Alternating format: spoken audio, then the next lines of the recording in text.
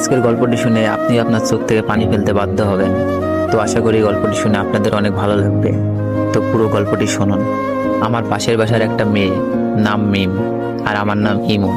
মিম আর আমি দুজনেই খুব ভালো বন্ধু, বলতে পারেন একজন আরেকজনকে ছাড়া চলে না। হঠাৎ করে একদিন আমি মিমকে মজা করতে করতে বললাম, মিম, আই লাভ ইউ। ও বলে, শোন ইমন, আমি তোকে ভালোবাসতে পারবো না, তুই শুধু আমার বন্ধু। এই কথা বলেই চলে গেল, আটকাতে পারলাম না।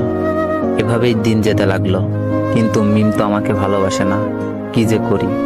বলতে বলতে মিমের ফোন। ওই ইমন, কি করছো? তোর কথাই ভাবছিলাম মিম। চুপ থাক, খাইছস? না, তুই খাইছস মিম? হ্যাঁ খাইছি। তুই এখনই খেয়ে নে, আর মাঠে তাড়াতাড়ি আয়। আচ্ছা, বলেই লাফাইতে লাগলাম। মিমের মনে হয়তো আমার জন্য ভালোবাসা জাগছে। তাড়াতাড়ি খেয়ে গেলাম, গিয়েই বললাম, কিরে মিম, হঠাৎ জরুরি তলব? সামনে আমাদের এক্সাম রে, খুব টেনশনে আছি।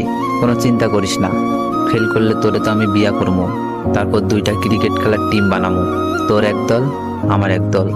বলেই হাহা করে হাসি দিলাম। কিন্তু হাসি দেওয়ার পর যা ঘটলো তা আমি কেন আমার চোখও বিশ্বাস করতে পারলো না। এমন ভাবে আমার গালে চড় মারলো যেন গাল দিয়ে ধোয়া বের হচ্ছে।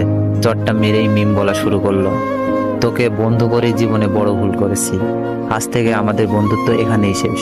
বলেই চলে গেল। আর আমার চোখ দিয়ে বৃষ্টির মতো পানি পড়ছে। কিছুই বুঝতে পারলাম না, খুব খারাপ লাগছে। শেষমেশ বন্ধুত্বটাও শেষ। কেমন জানি স্বপ্ন স্বপ্ন লাগছে, তাও কিছুই করার নেই। অশ্রু ভরা চোখ আর বুক ভরা কষ্ট নিয়ে বাসায় আসলাম। এসে শুয়ে পড়লাম। বালিশটাও ভিজে গেছে। পুরনো স্মৃতিগুলো মনে পড়ছে। প্রতিদিন ওকে ফোন দিয়ে ঘুম পাড়ানো, ঘুম থেকে জাগাতাম। দিনে কমপক্ষে 100 বার ফোন আর মেসেজ তো আছেই। সব স্মৃতিগুলো মনে পড়ছে। আমাদের বন্ধুত্ব শেষ হলেও আমি ঠিক আগের মতোই ফোন দিতাম, মেসেজ দিতাম। মিম খুব বিরক্ত ফিল করতো, তারপরও কথা বলতে চাইতাম। হঠাৎ একদিন দেখলাম মিম পার্কে বসে এক ছেলের সাথে হেসে হেসে কথা বলছে, যেন কলিজাটা ছিঁড়ে যাচ্ছে। তাই বাসায় এসে পড়লাম।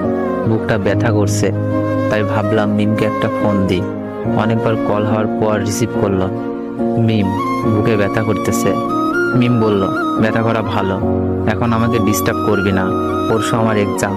আমি বললাম, আচ্ছা, নাপা খেলে ব্যথা যাবে? হ্যাঁ যাবে, এখন আর ফোন দিস না প্লিজ, কিছুই পড়া হয়নি। আমি বললাম, কয়টা খাবো?